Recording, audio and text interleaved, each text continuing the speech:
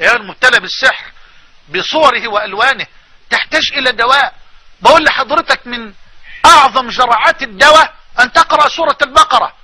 طب يا معلم الشيخ ما بعرفش اقرأها، طب حطها بقى عن طريق شريط او عن طريق كاسيت تقرأ في البيت.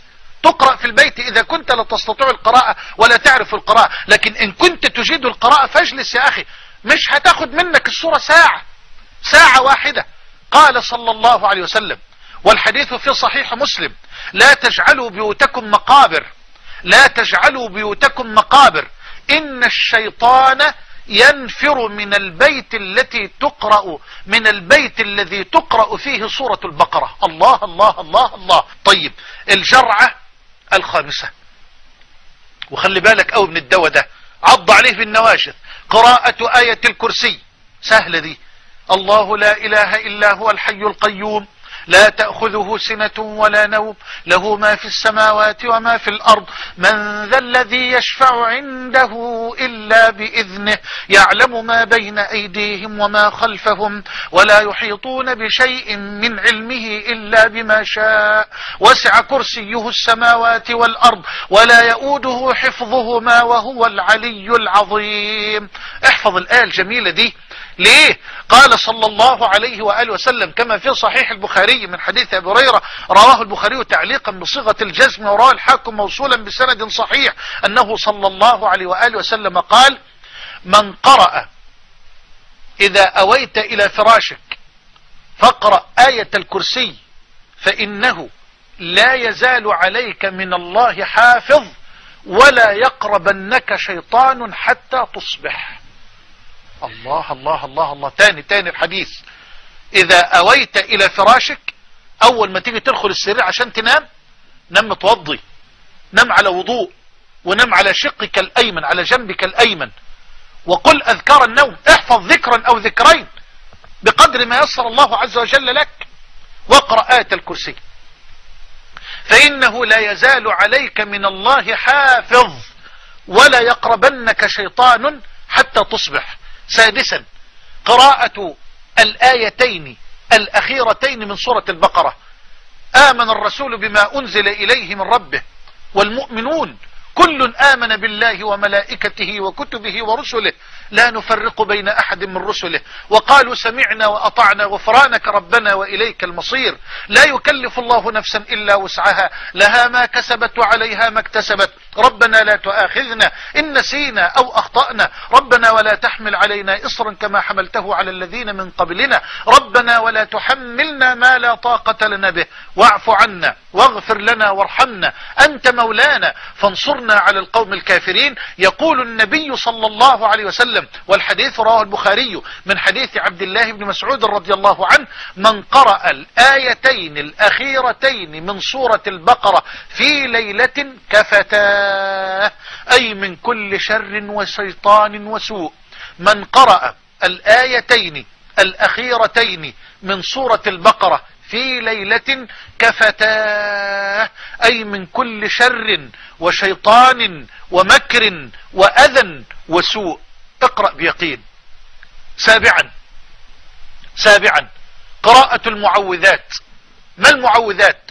قل هو الله أحد الله الصمد لم يلد ولم يولد ولم يكن له كفوا أحد بسم الله الرحمن الرحيم قل أعوذ برب الفلق من شر ما خلق ومن شر غاسق إذا وقب ومن شر النفاثات في العقد ومن شر حاسد إذا حسد بسم الله الرحمن الرحيم قل أعوذ برب الناس ملك الناس إله الناس من شر الوسواس الخناس الذي يوسوس في صدور الناس من الجنة والناس. هذه المعوذات روى البخاري وغيره من حديث أم المؤمنين عائشة رضي الله عنها قالت: كان رسول الله صلى الله عليه وسلم إذا أوى إلى فراشه كل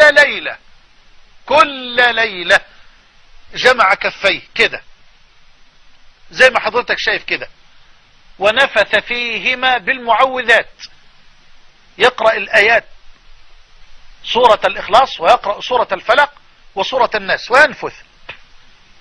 والنفث لا تفل فيه، النفث لا تفل فيه، ينفث ثم يمسح على جسده كله ما استطاع.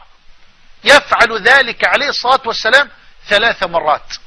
يا الله، شوف احنا قد ايه مقصرين.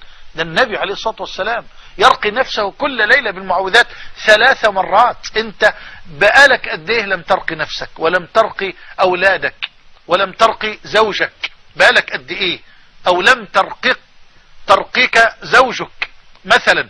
وان كنا يعني لا ينبغي أن نطلب الرقية من أحد، لأننا نطمع في فضل الله وفي كرم الله أن نكون مع 70,000 الذين لا يسترقون، أي لا يطلبون الرقية من أحد، ولا يكتوون ولا يتطيرون، أي لا يتشاءمون.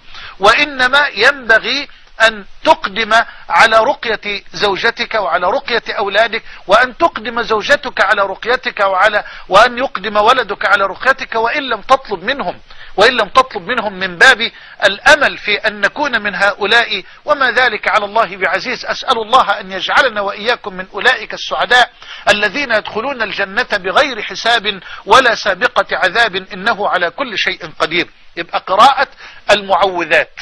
طيب، تاخد كمان الجرعة الثامنة دي، دواء كتير قوي يا مولانا، ما احوجنا اليه ورب الكعبة. اسمع كده وياريت تحفظ الكلام ده. والحديث رواه البخاري ومسلم. يا الله، ده في اعلى درجات الصحة. اسمع ماذا قال الصادق الذي لا ينطق عن الهوى صلى الله عليه وسلم. قال: من قال لا اله الا الله وحده لا شريك له، له الملك وله الحمد وهو على كل شيء قدير، في يوم 100 مرة، والله ما يخدم عنك تلت ساعة، والله ما هتكمل تلت ساعة.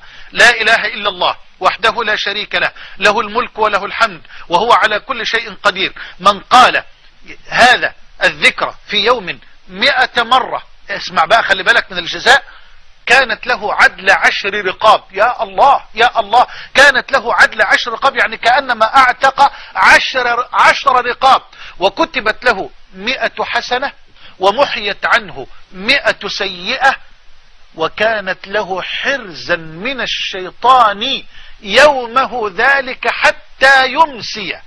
وكانت له حرزا من الشيطان يومه ذلك حتى يمسي، ولم يأت أحد بأفضل مما جاء به إلا من عمل أكثر من ذلك.